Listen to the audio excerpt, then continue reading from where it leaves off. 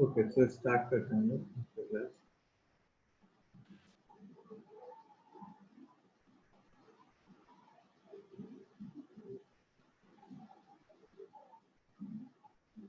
सो हम लोग जो है जीपी पढ़ रहे थे और कुछ क्वेश्चंस किए थे और आज उन्हीं क्वेश्चंस को आगे फर्दर कंटिन्यू करेंगे।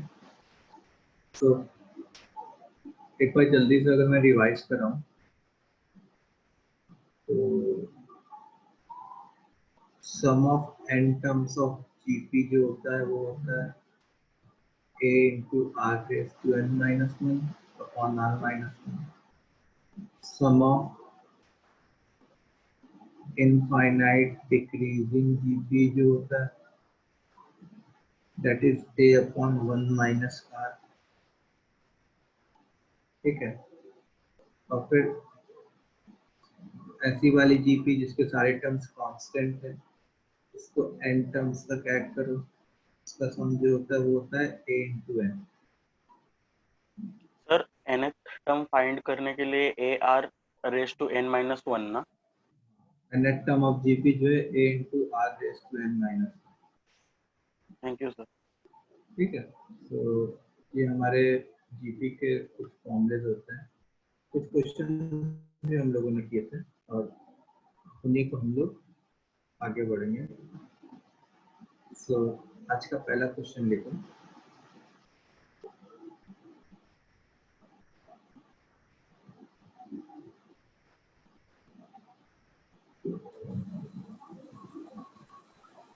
A ball is dropped from a height of 120 meters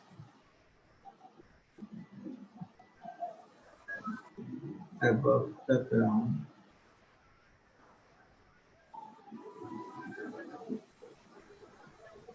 after striking the ground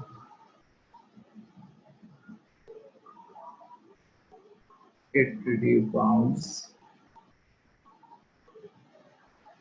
4/5 of its initial height.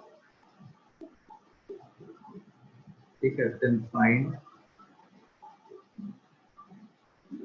the distance covered by the ball before it comes to rest.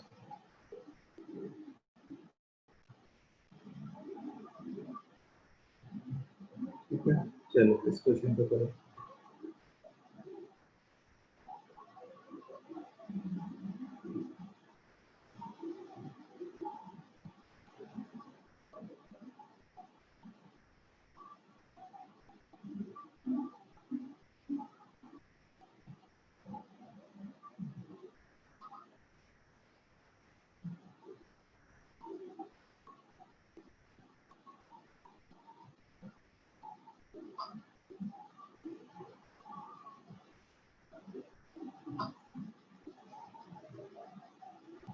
Sir आपने इससे पहले क्या लिखा है? चलो कुछ नहीं लिखा, इससे पहले कुछ नहीं, बस पुराने फॉर्मूले भी लिखी। अच्छा,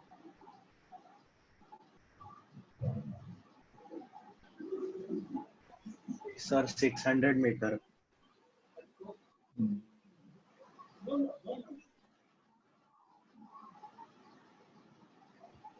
करेक्ट है ना सर?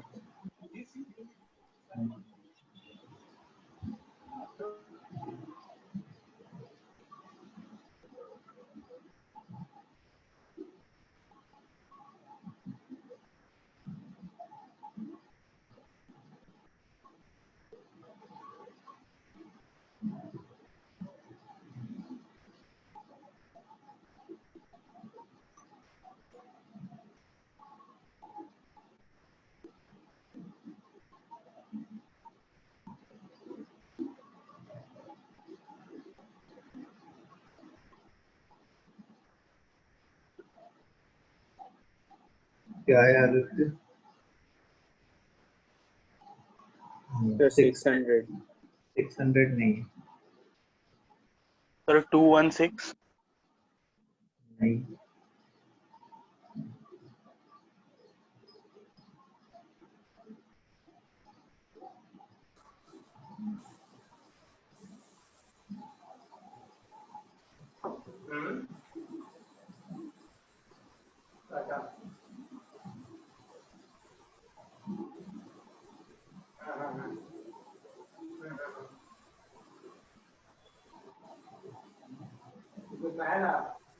चैट बॉक्स में भेजा है, चेक करो।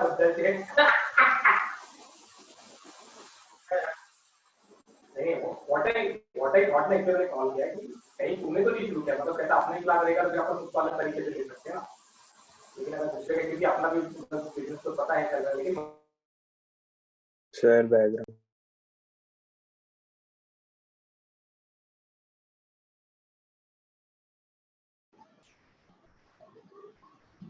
सर हो गया सर। सर 360 आंसर है। सर 1000। 1080। हाँ हाँ सर, चलो, पाया मैं। Answer is 1080। हाँ सर। ठीक है, ओके कुछ लोगों का सही है, तन्मय का, उनका। देखो देखो, जैसे मान लो ये ग्राउंड है, ठीक है, और ये बॉल है कितनी हाइट पे? 120 120। मीटर। तो देखो, पहले बॉल क्या करती, यहाँ से इतनी नीचे आती, फिर ऊपर कितनी जाती, ऊपर जाती तो 96 मीटर। 4/5 इंटू 120। 96। हाँ, तो उसको एवेल्युएट नहीं किया, इसको ऐसे ही रहने दिया, ठीक है। फिर इतनी ही नीचे आती, और अब ऊपर कितनी जाती? 4/5 इंटू 4/5 इंटू 120। हाँ, इसका 4/5, मतलब 96 into 4/5। 4/5 into 4/5 into 120 and so on. And so on. ये पैटर्न ऐसे चलता चला जाएगा तुम्हारा, हाँ सर। ठीक है। तो अब देखो, जो 120 मीटर है वो तो एक ही बार ट्रेवल किया, और जो 4/5 इंटू 120 मीटर है वो एक बार वो ऊपर भी जाएगा दो और बार एक ट्रेवल बार किया। नीचे भी आएगा, ठीक है। तो अब मैं अगर डिस्टेंस का सम निकालूं तो 120 से कैसे ही लिख लिया जो नीचे आने वाला, बाकी सब दो दो बार आ रहे होंगे, तो 2 टाइम्स 4/5 इंटू 120 प्लस 4/5 का होल स्क्वायर इंटू 120 प्लस 4/5 का होल क्यूब इंटू 120। अपने आगे का वो सब टर्म्स 2 से मल्टीप्लाई कर दिए। हाँ, क्योंकि एक बार ऊपर जाएगा और एक बार हाँ। उतना ही नीचे भी आएगा। अच्छा, बार बार लिखने की जरूरत नहीं है। ओके। तो सर लास्ट टर्म 0 होगा ना? हाँ, लास्ट टर्म तो 0 होता जाएगा, इसलिए डॉट डॉट डॉट डॉट लिख लिया, ताकि ये इनफाइनाइट डिक्रीज हो रहा है, और इनफाइनाइट डिक्रीजिंग जीपी में क्या होता है, आखिरी में 0 के बहुत करीब पहुंच जाता है, ठीक है। मतलब तुम ये सोचो कि ये इन थियोरेटिकली हाइपोथेटिकली ये इनफाइनाइट टाइम्स रिबाउंड करेगा, ऊपर जाएगा नीचे आएगा, फिर ऊपर जाएगा फिर नीचे आएगा, मतलब सर मुझे नहीं समझा, क्या? क्यूब आया फिर वो आगे कंटिन्यू। क्योंकि तुम हो क्या रहा है कि जैसे तुम चाहे इसका 4/5 निकालो तो कुछ छोटा नंबर आएगा, फिर वो जो नंबर आएगा उसका 4/5 निकालो तो वो और छोटा नंबर आएगा, फिर उसका 4/5 निकालोगे तो और छोटा नंबर आएगा, लेकिन क्या ये नंबर एग्जैक्टली 0 होगा क्या? No sir. वो वेरी क्लोज टू 0 होगा। हाँ जैसे तुम ऐसे सोचो कि तुम्हारे पास से 1 रुपया था और उसको बारी बारी बारी बारी हाफ करते गए, एक का हाफ 1/2, 1/2 का हाफ 1/4, 1/4 का हाफ 1/8, 1/8 का हाफ 1/16। तो तुम्हारे पास 0 रुपये कब होंगे? Infinite times. हाँ, जब तुम इनफाइनाइट टाइम्स हाफ करते गए, और उसमें भी एग्जैक्टली 0 तो होगा नहीं, वेरी क्लोज टू 0 होगा। Okay sir. तो इसलिए अपन ने क्या किया, डॉट डॉट डॉट लगा दिया। मतलब इसमें क्या हो रहा होगा कि एक इनफाइनाइट डिक्रीजिंग जीपी टाइप का बन रहा होगा। अब इस ब्रैकेट में अगर तुम देखोगे तो you can take 4/5 into 120 common, तो 120 plus 2 into 4/5 into 120 common, 1 plus 4/5 plus 4/5 का whole square and so on till infinite number of times। ये क्या बन गया, 120 plus 2 into 4/5 into 120। अब ये वाला जो ब्रैकेट है वो सम ऑफ इनफाइनाइट डिक्रीजिंग जीपी है। इसका सम क्या होता है, a जो कि यहाँ पे 1 है, होल अपॉन 1 माइनस r, तो 1 माइनस 4/5। तो सर अगर 4/5 into 120 को कॉमन नहीं लेते तो भी आता? हाँ तो भी आता, कोई दिक्कत नहीं। तो यहाँ पे कैलकुलेशन थोड़ा इजी हो जाता है। 1 होल अपॉन 1/5, मतलब 5 ये इधर आ गया, ये से कैंसिल हो गया। तो देखो 120 प्लस ये वाली चीज जो है वो 960 बन जाएगी। 960। तो you सर will be पूरा getting- सम इनटू 2 करके फिर 120 बाद में माइनस भी कर सकते हैं। वो भी कर सकते हैं, भी कर सकते हैं। तो थोड़ा स्क्रॉल अप करो। क्या क्वेश्चन पे जाऊं कि कैलकुलेशन? सर मुझे आपका वो थर्ड स्टेप नहीं समझ में आया। थर्ड स्टेप मतलब ये हाँ मुझे लास्ट टर्म है ना वो नहीं याद है, समझ में आया वो क्या किया आपने। कि यहाँ से यहाँ पे कैसे है, हाँ वो सम ऑफ इनफाइनाइट डिक्रीजिंग जीपी होता है ना, a अपॉन अच्छा 1 a1 minus r r। raised to a minus 1 upon r minus 1। Okay नहीं, ये नहीं वो तो इनफाइनाइट, finite था। इनफाइनाइट डिक्रीजिंग, वो फाइनाइट के लिए था। इनफाइनाइट के लिए क्या है, a upon 1 minus r। 1 minus r। तो a की जगह 1 है, इसका a क्या है 1 है, और इसका r क्या है, कॉमन रेशियो 4/5 है। समझे? हाँ सर।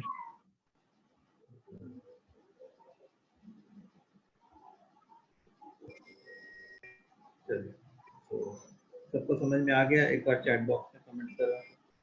सर वो डिस्टेंस डबल क्यों लिया आपने जीपी? आपने जीपी को डबल क्यों किया था? वो बाउंस होगा ना, ऊपर जाएगा और नीचे भी आएगा।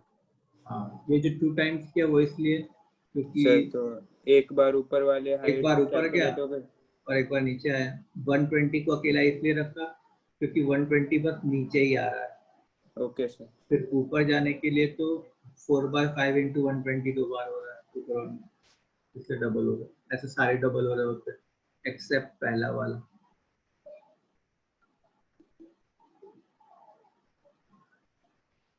चलो, तो अपने अगले क्वेश्चन की तरफ चलें।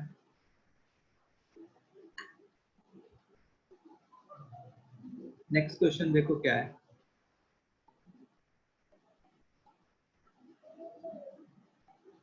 नेक्स्ट क्वेश्चन कुछ ऐसा हमारा,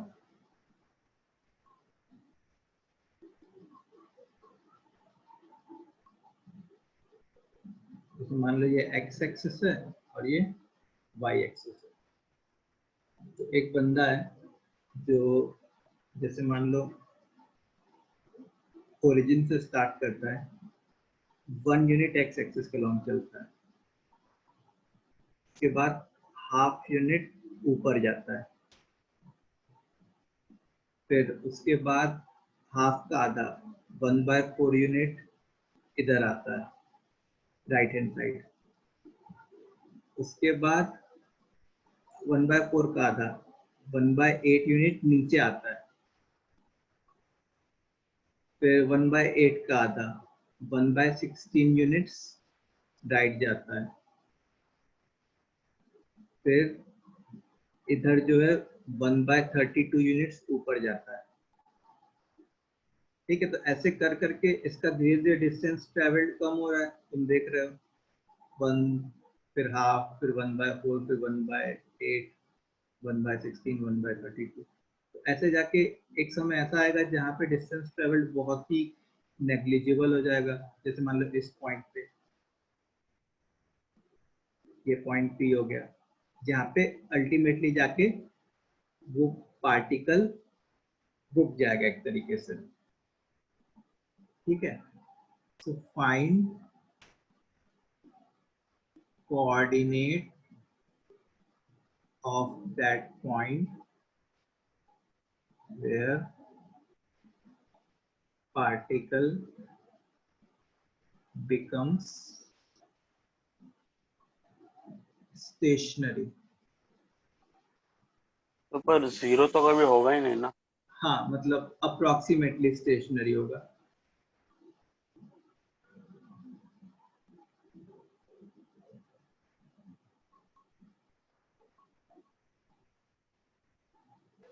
सर उसका पाथ कैसा है, अब समझा नहीं पाथ। पाथ देखो, पाथ उसका ऐसा है कि एक्स एक्सिस के अलोंग हमेशा राइट हैंड साइड ही जा रहा है। 1 गया, फिर 1/4 गया, फिर 1/16 गया। अच्छा, वाई एक्सिस के अलोंग पहले ऊपर जा रहा है, फिर नीचे आ रहा है, फिर ऊपर जा रहा है, फिर नीचे आ रहा है। ऐसे टाइप का वाई एक्सिस के अलोंग पाथ है। और एक्स एक्सिस के along right right right right ऐसे ही जा रहा है, जब भी एक्स एक्सिस के अलोंग जाने का मौका मिले। Okay sir.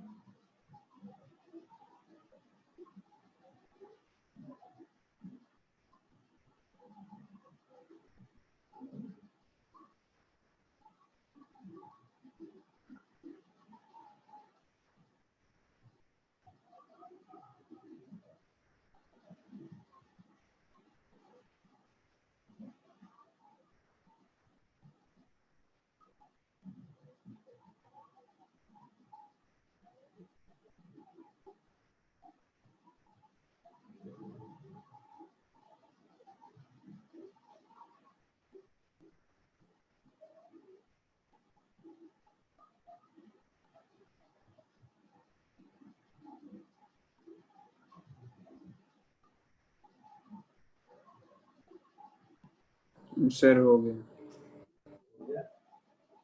Answer chat box में बताओ।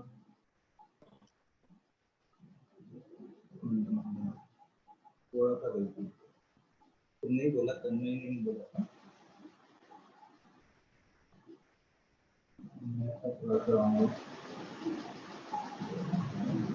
थोड़ा सा रॉन्ग हूँ।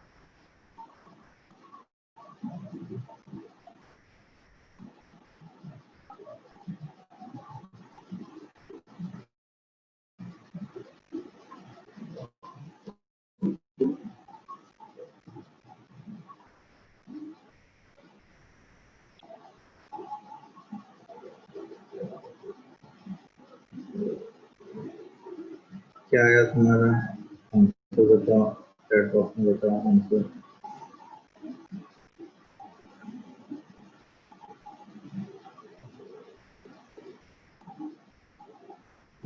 आदित्य का सही है, 4/3, 2/5 ये आंसर है। अब देखो, पहले मैं एक्स एक्सिस के अलोंग की बात करता हूँ। ठीक है, सो लेट्स डू इट। सो अगर तुम ये देखो जैसे ये हमारा कोऑर्डिनेट एक्सिस था और ये पॉइंट P था, इसका से x कोऑर्डिनेट x नॉट था, ठीक है, y कोऑर्डिनेट अभी नहीं, पहले x कोऑर्डिनेट की बात करें। अब अगर तुम ऑब्जर्व करो तो देखो एक बार उसने क्या किया कि 1 डिस्टेंस ट्रेवल किया, फिर उसके बाद 1/4 1/4 डिस्टेंस ट्रेवल किया, फिर उसके बाद 1/8 1/16 और अब वापस बता सकते हो, आपकी आवाज नहीं आ रही है। देखो पहले उसने क्या किया कि x एक्सिस के अलॉन्ग 1 डिस्टेंस ट्रेवल किया, फिर उसके बाद ये वाला जो डिस्टेंस होता है वो कितना होता, 1/4 होता, फिर उसके बाद ये वाला जो डिस्टेंस होता क्या होता, 1/16 होता। तो इन सारे x एक्सिस के अलॉन्ग डिस्टेंस का जो सम होता है एक तरीके से वही हमारा x कोऑर्डिनेट पॉइंट P का होता। x कोऑर्डिनेट क्या होता है, मतलब कि जैसे मान लो किसी पॉइंट का x कोऑर्डिनेट 3 है, इसका क्या मतलब है, मैं यहाँ से यहाँ तक 3 डिस्टेंस ट्रेवल किया, इसका मतलब जाके वो वाला उस पॉइंट का x कोऑर्डिनेट 3 हुआ। तो इन ये जितने भी x कोऑर्डिनेट्स हैं इनका सम जो है, मतलब ये जो x एक्सिस के अलॉन्ग जितने भी डिस्टेंस है उनका सम जो है वो x कोऑर्डिनेट देगा। ये बात समझ में आ रही है? तो x नॉट की वैल्यू क्या हो गई, 1 प्लस 1/4 प्लस 1/16, ऐसे ही अगला 1/64 आता, and so on dot dot dot. ठीक है, अच्छा ये तो क्या है, एक इनफाइनाइट डिक्रीजिंग जीपी है, उसका सम क्या होता है, a/1 - r, तो 1 whole upon 1 minus 1/4 which is 4/3 4/3। तो ये x कोऑर्डिनेट आ गया उस पॉइंट। सर 4/3 का मतलब 3/5 था ना?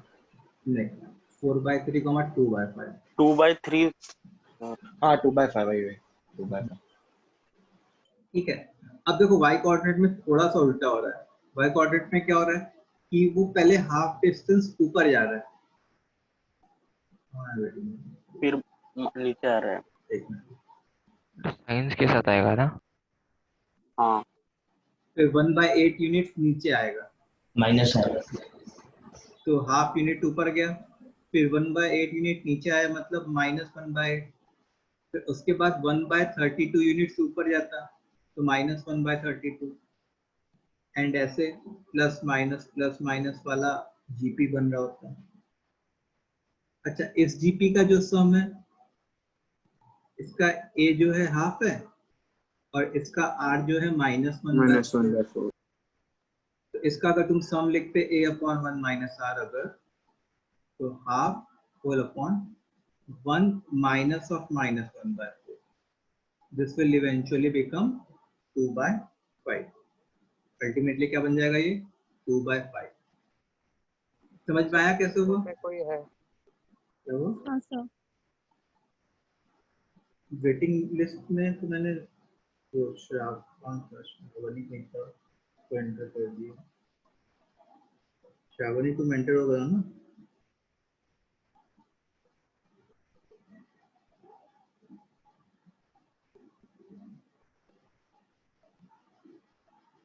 ठीक है, so therefore coordinate of point P is x0, y0, which is 4/3, 2/5।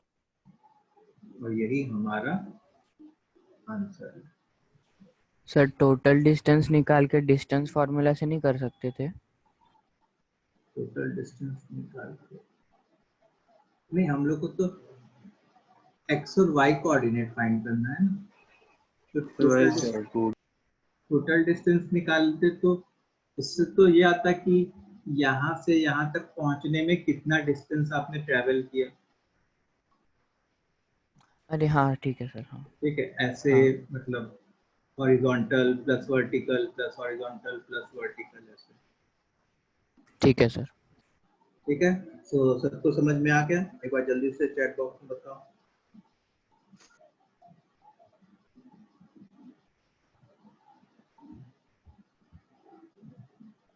Sir hmm, GP को हमेशा ऐसे बीच में साइन डाल के रिप्रेजेंट करते हैं, कॉमा नहीं डालते जैसे पी में करते हैं। नहीं, यहाँ पे मैं सम ऑफ जीपी निकाल रहा हूँ ना।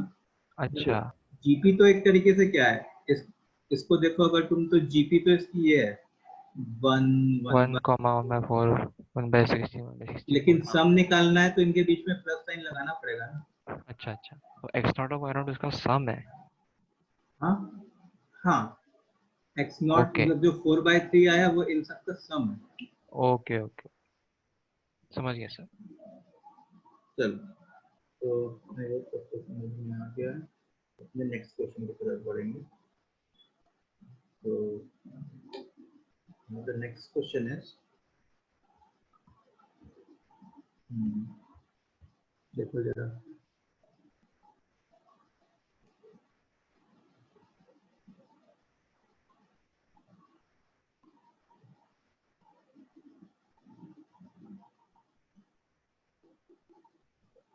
जैसे मान लो ये इक्विलैटरल ट्राइंगल है,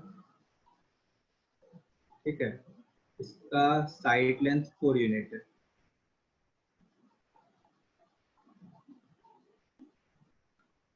4 सेंटीमीटर।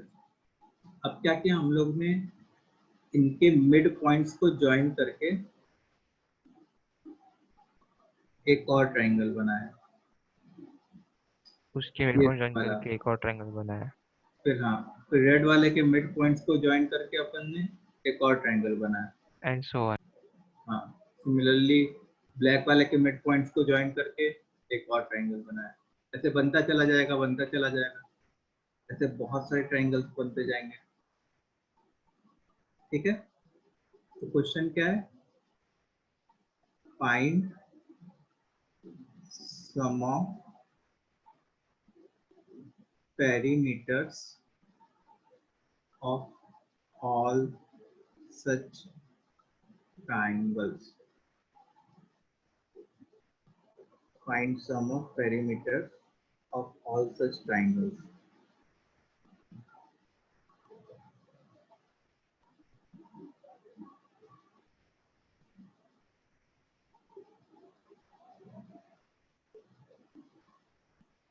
ये इक्विलैटरल है। हाँ, ABC इक्विलैटरल ट्राइंगल है।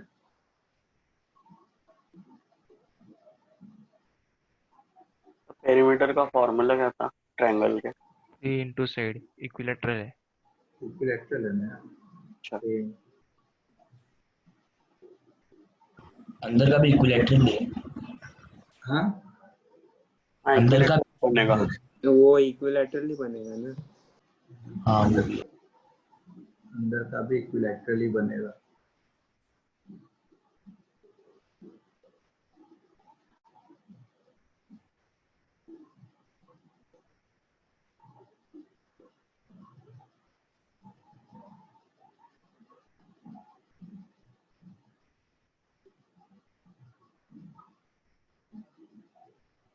सर आंसर डाले आप। 24।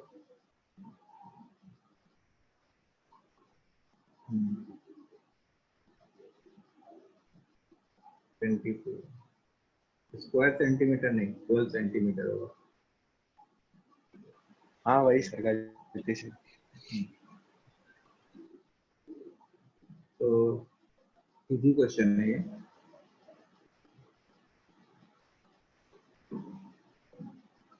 कि इसमें क्या है कि देखो, जैसे एक ट्राइंगल है, अगर कोई,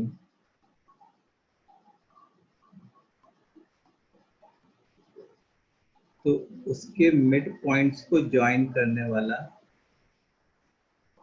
जो लाइन बनती, वो इसकी हाफ होती।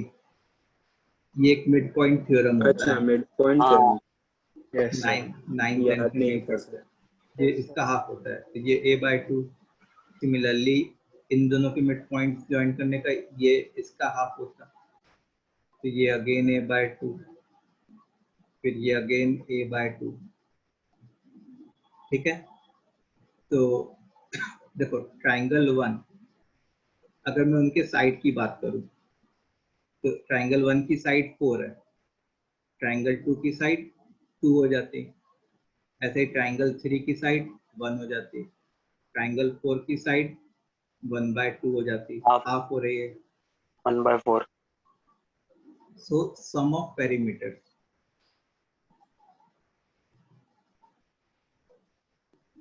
3 टाइम्स साइड होता है, 3 times 4 + 2 + 1 + half and dot dot dot. अब देखो ये तो क्या बन गया, infinite decreasing GP A/1 - R। R की वैल्यू हाफ है यहाँ पे, 3 × 4 × 2 which is 24 सेंटीमीटर। ठीक है,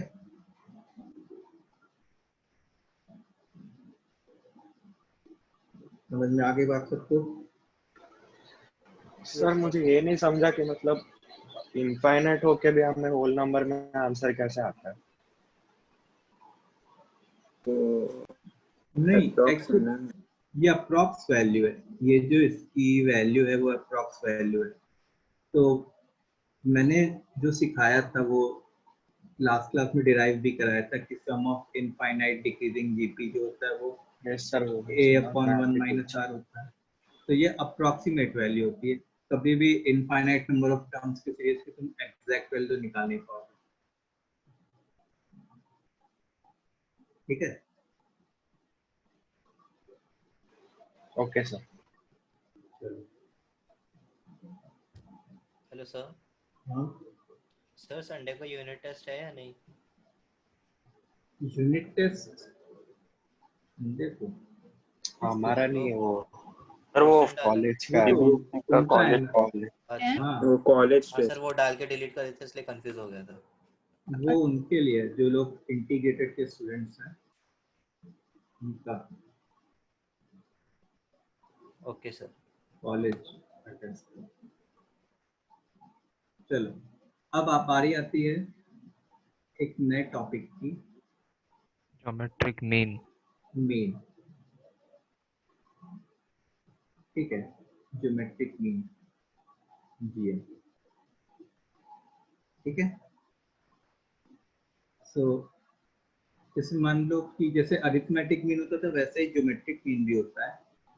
तो जैसे अरिथमेटिक मीन क्या होता था, sum of all terms whole upon number of terms.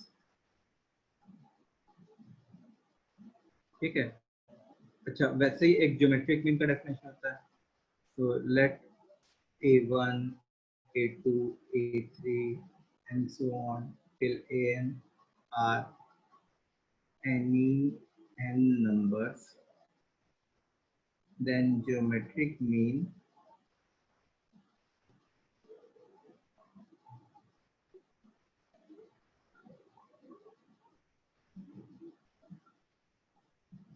of these numbers will be, देखो सारे का प्रोडक्ट, जब से अरिथमेटिक मीन में क्या होता है, सारे का सम होता है, वैसे Yes. ज्योमेट्रिक मीन में सारे का प्रोडक्ट, अरिथमेटिक मीन में होल अपॉन n होता है, ज्योमेट्रिक मीन में टू द पावर 1/n होता है। ठीक है, ऐसे डिफाइन किया गया है ज्योमेट्रिक मीन। ठीक है, ज्योमेट्रिक मीन ऐसे डिफाइन किया गया।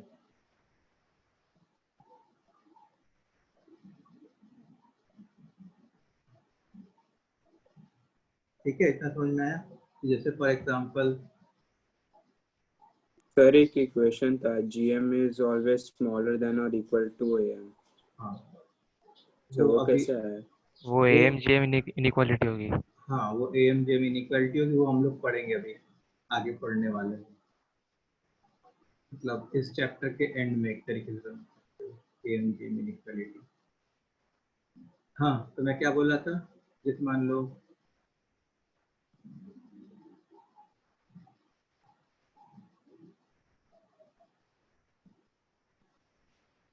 एग्जाम्पल है 2 3 7 8, इनका ज्योमेट्रिक मीन निकालना है। तो इनका ज्योमेट्रिक मीन क्या हो जाएगा? 2 into 3 into 7 into 8 to the power 1/4, 3 to the 6, 6 8 या 48, 48 into 7 कितना? 100 या 56, 336, 336 to the power 1/4। ठीक है, ये बेसिक डेफिनेशन हुआ ज्योमेट्रिक मीन का। ठीक है, अच्छा, अब जैसे इंसर्शन ऑफ ज्योमेट्रिक मीन आता है। Insertion of geometric means between two numbers. Insertion of geometric means between two numbers. इसमें दो टॉपिक पढ़ते हैं। Insertion of one geometric mean between A and B, और दूसरा टॉपिक पढ़ते हैं insertion of n geometric means between A and B। ठीक है, तो पहले टॉपिक में क्या है? पहले टॉपिक में ये है कि A और B के बीच में एक नंबर इंसर्ट करो, से उस नंबर को बोल दिया GN, सच दैट ये तीनों नंबर मिलके क्या बना दें? GP। ठीक है, ये तीनों नंबर मिलके क्या बना दें? GP। तो अब देखो GM अपॉन A, GP का प्रॉपर्टी क्या होता है? T2 upon T1 is equal to T3 upon T2, which implies GM का whole square is equal to A into B। तो GM is equal to plus minus square root of AB। ठीक है, अब एक convention होता है। Convention क्या होता है कि if A and B both are positive, ये जो है ये क्या है? कन्वेंशन है। If A and B both are positive, then their GM is equal to plus root AB, and if A and B both are negative, then their GM is equal to minus root AB। ठीक है, ये convention होता है हमारा geometric तो mean. पर minus होगा तब भी राइट ही रहेगा ना प्लस के साथ। हाँ सर समझ लो दोनों आगे पीछे के टर्म पॉजिटिव है, बीच में नेगेटिव, तब भी करेक्ट ही हुआ ना। कॉमन हाँ रेशियो नेगेटिव होगा। हाँ, लेकिन वही तो मैं कह रहा हूँ कि ये कन्वेंशन है, इसको मैं Follow चेंज नहीं करना कर सकता, इसको फॉलो करना ही है। कि जैसे अगर मान लो कि एग्जांपल है कि 2 और 8 है, तो अगर उसका ज्योमेट्रिक मीन कोई पूछे तो वो मैं 4 ही बोलूंगा। -2 और -8 है, तो उसका कोई ज्योमेट्रिक मीन पूछे -4, तो मैं उसको -4 बोलूंगा। अगर ऑपोजिट साइंस आ गए तो फिर रियल नंबर आ ही नहीं पाएगा। देखो अगर A और B ऑपोजिट साइंस के हो गए, आर ऑफ ऑपोजिट साइन, तो रूट के अंदर निगेटिव आ जाएगा। हाँ, तो स्क्वायर रूट ऑफ AB मतलब स्क्वायर रूट ऑफ एक negative quantity, and square root of negative quantity ये एक नॉन रियल नंबर देता है, इमेजिनरी नंबर। ठीक है,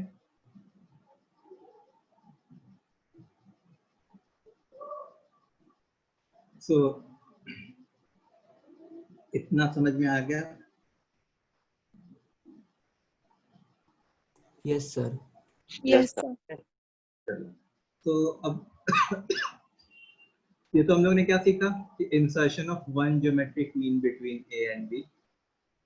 तो ए और बी के बीच का जो ज्योमेट्रिक मीन है वो या तो प्लस रूट ए बी हो जाएगा या माइनस रूट ए बी हो जाएगा। दैट विल डिपेंड अपॉन, किस पे डिपेंड करेगा कि ए और बी दोनों पॉजिटिव हैं या ए और बी दोनों नेगेटिव है। ठीक है, अब सेकंड पॉइंट पढ़ना है, मेन पॉइंट। सर सर आपने इसके पहले सर वो मतलब दो नंबर्स के बीच में टर्म्स पुट करने रहते हैं जिसमें वो एपी में आ जाए सर, वो वाला सर आपने कैसे किया था सर? एक बार आप थोड़ा शॉर्ट में बताए ना सर। सेक्शन फॉर्मूला वाला? हाँ सर, मतलब दोनों नंबर के बीच में टर्म्स पुट करने होते थे। हाँ, मतलब n टर्म्स पुट करने रहते थे ना, n अरिथमेटिक मीन। हाँ, वो उसी टेक्निक से हम लोग यहाँ पे ज्योमेट्रिक मीन वाला भी सीखने वाला है, तो उसमें तुमको याद आ जाएगा, अभी मैं एक्सप्लेन करूंगा। Yes sir. ठीक है, तो insertion of n geometric means between A and B। तो जैसे मान लो A है, B है, और उसके बीच में तुमने n ज्योमेट्रिक मीन्स इंसर्ट किए, G1, G2, G3 टिल कितना, Gn। ठीक है, तो इसको सॉल्व करने के याद है दो मेथड बताए थे ऐसे टाइप के क्वेश्चन को सॉल्व करने के। एक मेथड तो स्कूल में यूज करना आता था और एक मेथड शॉर्टकट मेथड था सेक्शन फॉर्मूला वाला, जिससे तुरंत आ जाता था। तो जो स्कूल वाला मेथड है पहले वो बताते हैं। तो देखो, ये जो नंबर्स होंगे वो कैसे नंबर्स होंगे जिसके कारण ये जो पूरी सीरीज है यहाँ से लेके यहाँ तक पूरी के पूरी एक एपी नहीं जीपी बन जाए। पूरी के पूरी जीपी बन जाए। इसका मतलब उस जीपी का फर्स्ट टर्म ये होगा और ये जो बी होगा वो उस जीपी का कौन सा टर्म होगा, बताओ किसको भी? n+2 term. n होगा वो। n होगा कि n+2 होगा? n+2 होगा। n+2 पे टर्म होगा। हाँ, n+2 टर्म होगा क्योंकि G1 से लेके Gn तक ही n टर्म्स है, यहाँ से लेके यहाँ तक ही n टर्म्स है, फिर एक ये हुआ एक ये हुआ, तो ये एक तरीके से Tn+2 टर्म हो गया। अच्छा, इस जीपी के फर्स्ट टर्म को a मान लेते हैं जो कि ऑलरेडी है और कॉमन रेशियो को r मान लेते हैं। तो क्या मैं ऐसे लिख सकता हूँ Tn+2 is equal to b। तो a r रेज टू इससे एक कम n+1 is equal to b, which implies r raised to n+1 is equal to b by a, which means r is equal to b by a to the power 1 by n+1। ठीक है। अच्छा, अब देखो, अगर मेरे को G1 find करना है,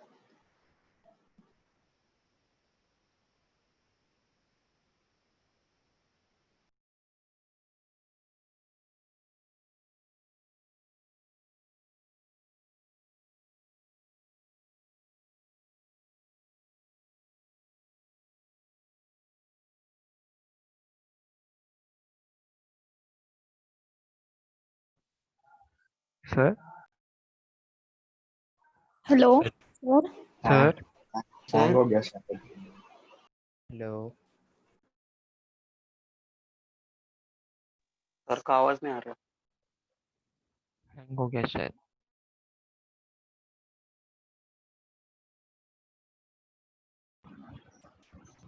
अरे नेटवर्क गया सर का। नेटवर्क गया लग रहा है। दोनों भी गए।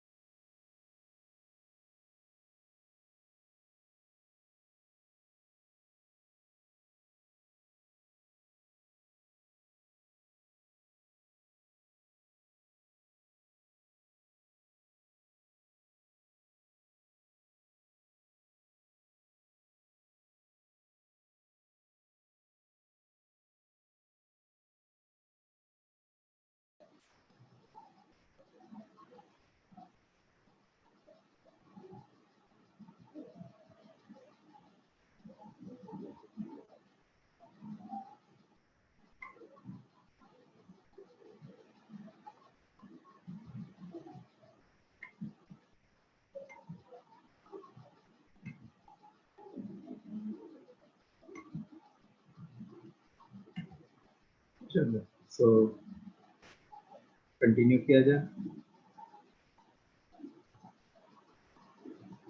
सर हाँ सर इसमें जो n है वो a और b को लेके मतलब टोटल n है या फिर ओनली n मतलब जितने टर्म्स रहेंगे बीच में नहीं, वो जो वाला? n जो है वो नंबर ऑफ टर्म्स इंसर्ट किए हुए हैं। Insertion of n geometric means between a and b, मतलब a और b के बीच में n नंबर्स को इंसर्ट किया हुआ है। ओके यहाँ सर, पे थैंक यू n जो है वो number of terms which we are going to insert, those are excluding a and b। Sir. Yes sir. अच्छा, अब देखो कभी भी तुमको जैसे बाहर से अंदर लेके आना हो ना, तुमको क्या करना चाहिए, ये वाला जो पावर है उसका इनवर्स करके, हाँ उसका रिवर्स करके इससे मल्टीप्लाई कर देना चाहिए। मतलब a raise to n plus 1 into b by a to the power 1 by n plus 1. So ultimately what we are going to get, a raised to n into b to the power 1 by n plus 1। तो ये g1 आ गया। ऐसे ही g2 g3 बाकी सब भी आ जाते हैं। ठीक है, सो ये तो क्या हो गया, हमारा लंबा वाला मेथड हो गया। अब शॉर्टर मेथड जो है, ये मेथड समझ में आ गया कैसे आया सर जी? लास्ट टर्म, लास्ट बताओ स्टेप एक बार। हाँ सर। कभी भी जैसे इसको अंदर ले जाना है तो क्या करो कि ये वाला जो पावर है इसको रेसिप्रोकल कर दो। जैसे 1 बाय n प्लस 1 का रेसिप्रोकल क्या हो जाएगा, n प्लस 1, और उसको इसके पावर में डाल दो, a के पावर में डाल दो, तो a के पावर n प्लस 1। सर तो पर ये यहाँ पे तो n लिखा है आपने। हाँ अच्छा, फिर वाला अलग है। ये और ये कैंसिल होता है ना, इसका एक पावर। Okay sir. ठीक है, चलो। अच्छा, अब जो शॉर्टकट मेथड है वो क्या है, वो एक गैप वाला मेथड, जो गैप्स क्रिएट करने की बात करते थे। जैसे a है, g1 है, सर एक मिनट ऊपर लो ना। इसमें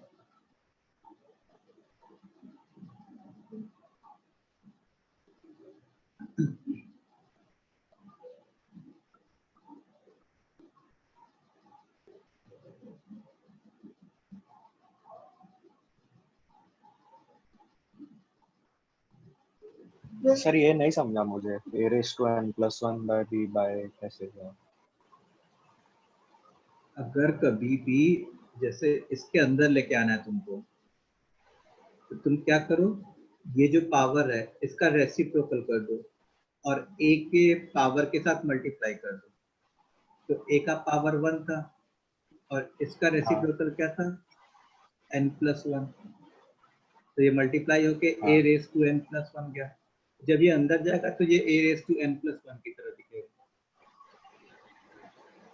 तुम सोचो ना, जब मैं यहाँ से a raise to n plus 1 बाहर निकालता तो वो a की तरफ बाहर निकलता ना। हाँ हाँ सर। फिर उसके बाद ये और ये एक कैंसिल किया हम लोगों ने। हाँ sir. Okay, now shortcut method is what, देखो n टर्म्स इंसर्ट की तो कितने गैप्स क्रिएट होंगे, n प्लस 1 गैप। तो से मान लो I am interested in finding g1, तो a और g के बीच में एक गैप होगा, तो g1 और b के बीच में n गैप्स होंगे। ठीक है, अब यहाँ पे जो सेक्शन फॉर्मूला लगा, यहाँ पे भी एक टाइप का सेक्शन फॉर्मूला ही लगाना है, बस वो थोड़ा मॉडिफाइड वे में लगाना है। उसको तुमको क्या करना है, वैसे तो जनरली हम लोग क्या करते थे, दिस इनटू दिस करते थे। इस बार जो ये और ये है उसको पावर में लेके जाना है, b raise to 1 into a raise to n, समझ में आया, to the power 1 by this plus this.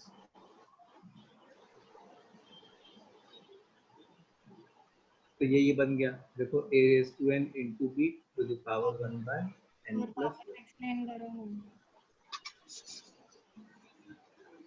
इस बार जो है ये जो गैप्स हैं इसको पावर्स में लेके तुमको जाना है, b के पावर में और a के पावर में। तो जीवन में क्या लिखता,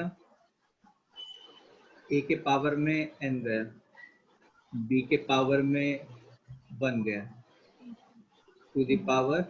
अब यहाँ पे वैसे तो वहां पे हम लोग क्या करते थे, अरिथमेटिक मीन में 1/n+1 लिखते थे, यहाँ पे पावर में 1/this प्लस दिस। जैसे मान लो कि a है, b है, और उसमें हम लोगों ने G1 से लेके G10 तक इंसर्ट किया, ठीक है। Then find G4, sir then थोड़ा फाइंड, सा ऊपर करोगे क्या, वो मतलब दिखाओ ना एक बार, थोड़ा और ऊपर सर, इसके ऊपर वाला।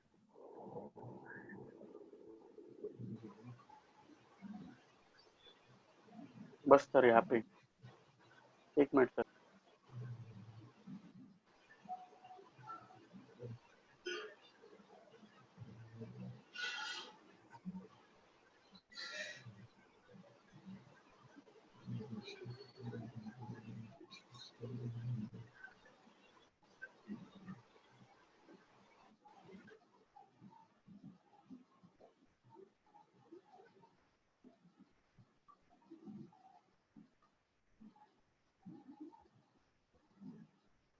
Thank you sir.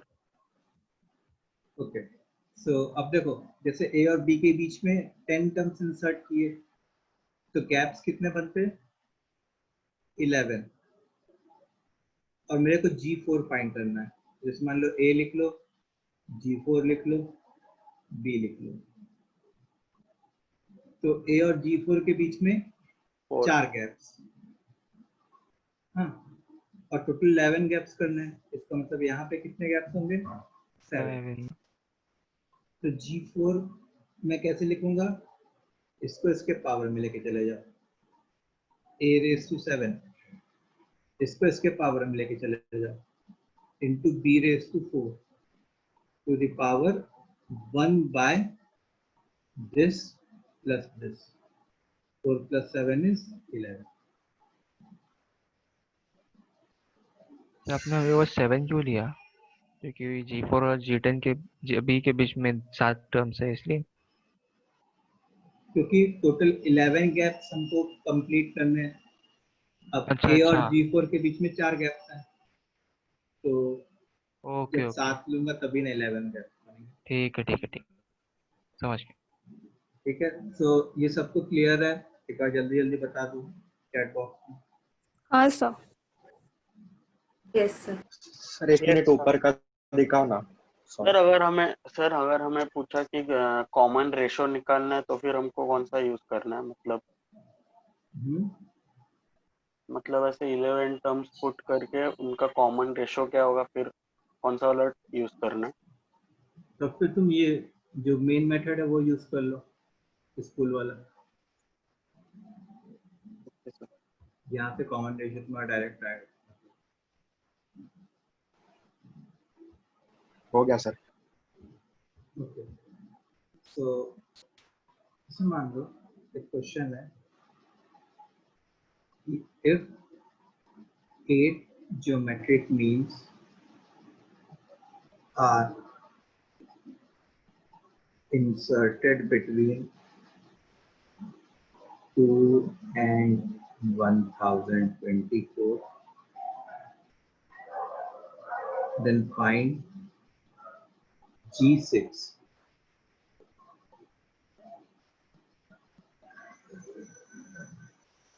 Then find G6.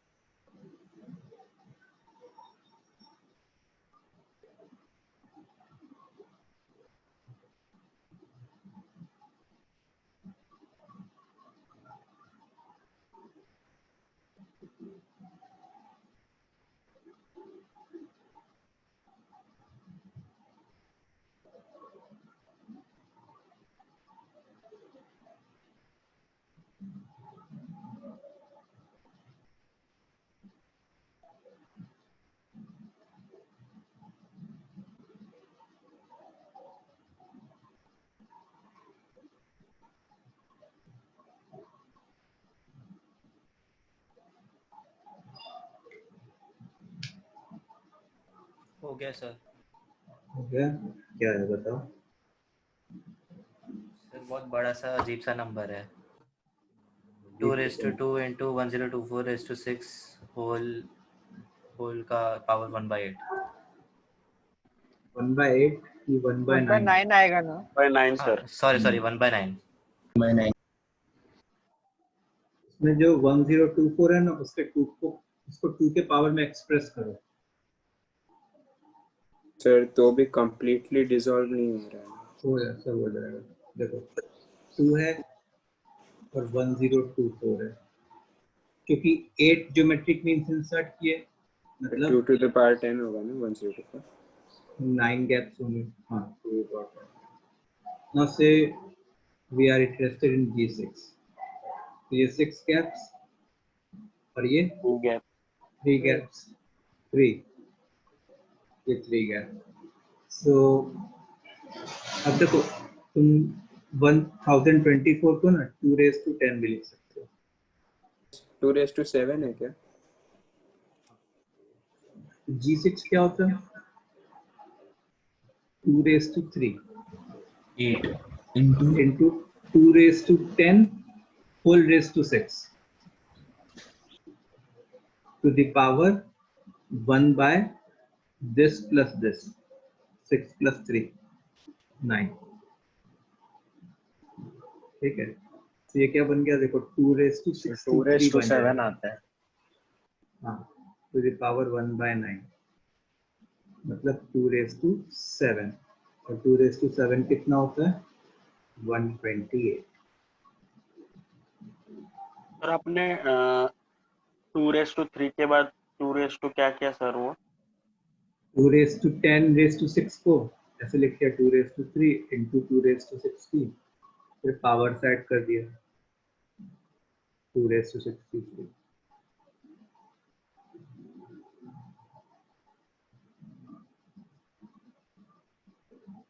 ठीक है? Yes sir. Yes sir, thank you. Okay, अच्छा हम लोग में जून बैच वाले कितने कौन कौन है?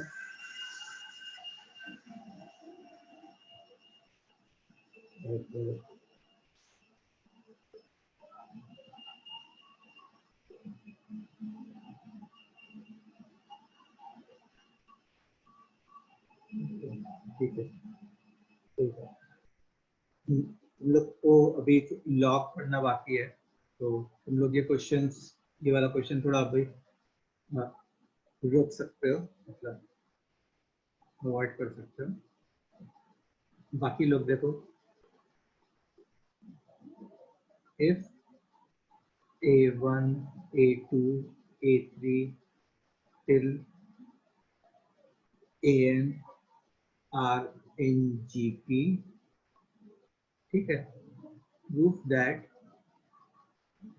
log A1 log A2 log A3 till log AN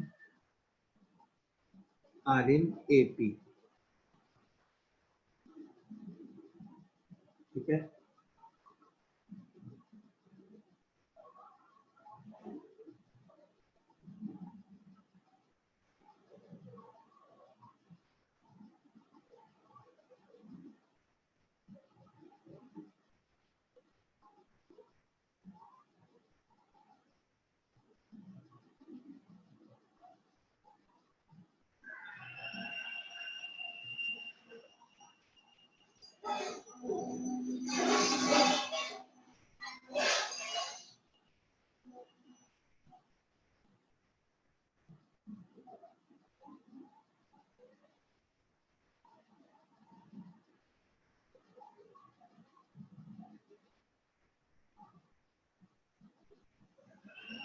sir सिर्फ A1 A2 A3 दिखा तो चलेगा ना? सिर्फ A1 A2 और A3 दिखाया तो चलेगा ना? नहीं, ये चीज गिवन है, A1 A2 A3 ये लोग GP में है, ये गिवन है, तो हम लोग को प्रूव करना है कि log A1 सर हो गया। हाँ सर इजी था, होगा। वही हो गया सबको सर। बस लॉग ले लेना। और एंटी लॉग ले लेना, एंटी लॉग क्यों लेंगे? वो सब्सट्रैक्ट के बाद लॉग नहीं चाहिए ना, वापस एंटी लॉग क्यों लेंगे? अच्छा हाँ।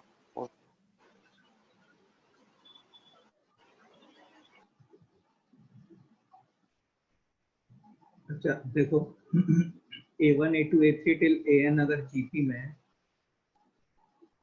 इसका क्या मतलब है कि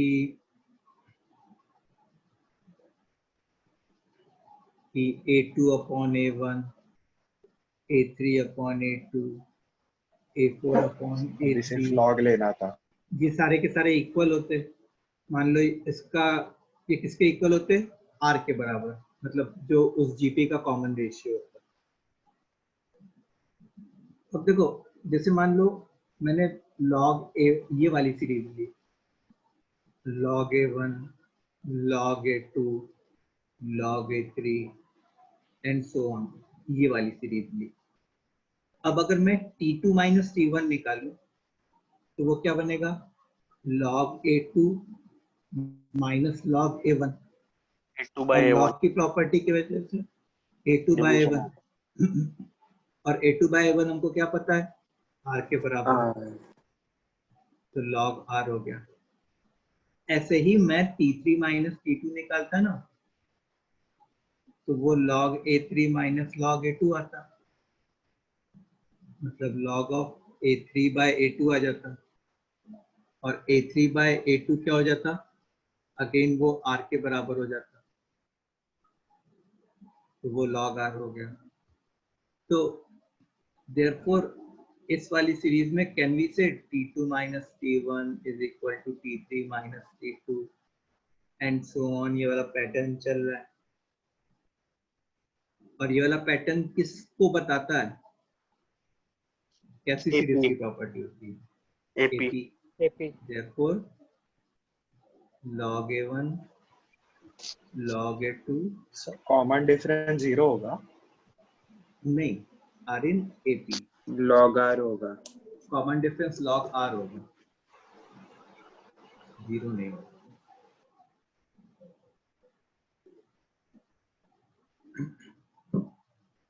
समझा? सर पर प्रूव दैट के क्वेश्चन में तो हमें परफेक्ट प्रूव दैट जिसे करना है उसमें कन्वर्ट करना रहता है ना। डायरेक्टली सीरीज लिख के कॉमन डिफरेंस दिखा दिया भाई। मतलब समझा नहीं क्या बोल रहा था? सर वो लिखने की बात कर रहा है, कैसे लिखना है। जरूरी नहीं है ना ये लोग उस इतना भी अगर जैसे मान लो तुम्हारे ये स्कूल एग्जाम में क्वेश्चन आ जाता, तो तुम इतना भी लिख दोगे तो परफेक्ट होगा, मतलब कोई तुमको इस पे नंबर नहीं काट सकता। Yes sir. ठीक है। अच्छा जैसे मान लो एक क्वेश्चन है, अच्छा ये क्वेश्चन सब कर सकते हैं, इसमें लॉग का कोई ऐसा चीज नहीं है। If A1 A2 A3 till AN are in AP, ठीक है, then prove that 2 to the power A1, 2 to the power A2, 2 to the power A3 and so on till 2 to the power AN are in GP.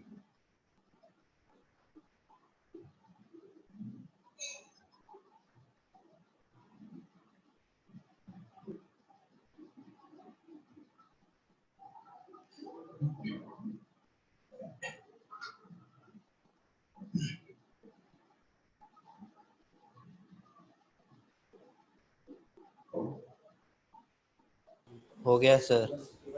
हो गया sir.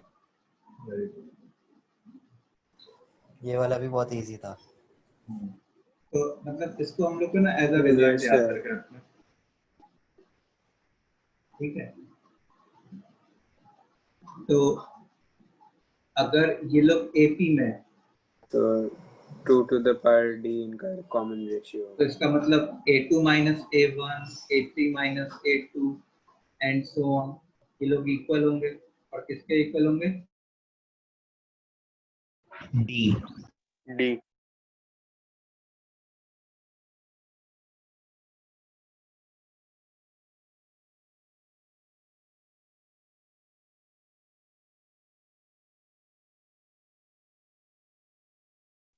Hello sir.